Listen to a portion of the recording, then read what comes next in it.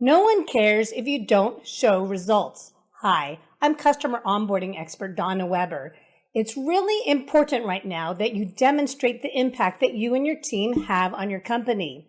It's not enough to hope your leaders notice all the hours that you and your team work to onboard and enable your customers. Most likely, your management doesn't really understand what you do all day. So you need to tell them. You need to demonstrate really clearly and in metrics that matter to your management, to your C-suite, to your board, how you decrease churn, increase net retention, and reduce internal costs. The challenge with defining meaningful metrics is that many customer-facing teams are in the dark when it comes to data. But let me tell you, you don't need massive amounts of data. You just need a sampling. So let's look at what's called a soil core or a soil sampling.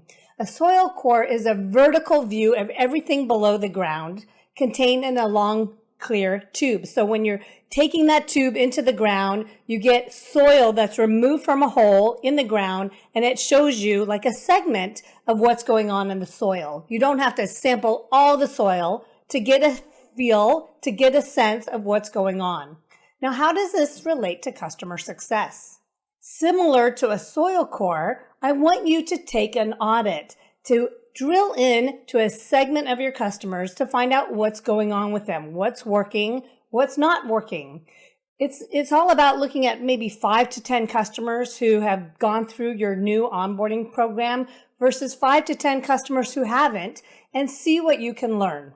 So here are some examples. I mentioned the first one in chapter 12 of my book, Onboarding Matters. A colleague of mine at a database company was wondering about the impact of his customer-facing programs on customers. So what he did was he logged into his CRM and he did an audit. He did a soil core where he looked at 5 to 10 customers who went through his new program and 5 to 10 who hadn't. And he learned that customers who went through his customer-facing programs bought 8 times more product than those who didn't. Now that is a way to demonstrate the impact on your company. Another example, I've been working with a multi-billion-dollar company. They have thousands upon thousands of customers all across the world. But you know what? If we looked at all the data, we would just be completely stalled out. So we did a soil core. We looked at the enterprise customers, the top 100, and we were able to demonstrate the impact of the customer-facing programs on that top example.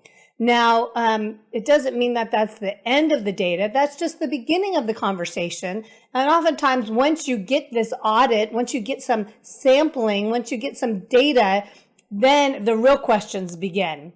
So I like you to start with the baseline. If you're rolling out a new customer-facing program, new onboarding, you've gone through my orchestrated onboarding masterclass, you recently read my book, then capture a baseline so you can show your influence on your company. See, start with 5 customers who have not gone through this new program and see what you can learn. How long does onboarding take? How long does it take them to get to first value? How long does it take to get them to expand? And then once your new program is in place, take another sampling and see what the impact is. The main thing is to keep it simple. Stay curious, see what you can uncover, and don't worry about trying to prove causation. You're just looking for correlations here. And once your company sees that the impact you have, then they might assign data scientists, and you can really dig into that to really dive in and see the influence that you have. When you measure and communicate the impact of customer onboarding, enablement, and success programs, then you're perceived as an investment, not a cost. So you and your team will stick around for the long term, and therefore you can really provide the impact. Read chapter 12 in my book, Onboarding Matters, to learn more. Thank you.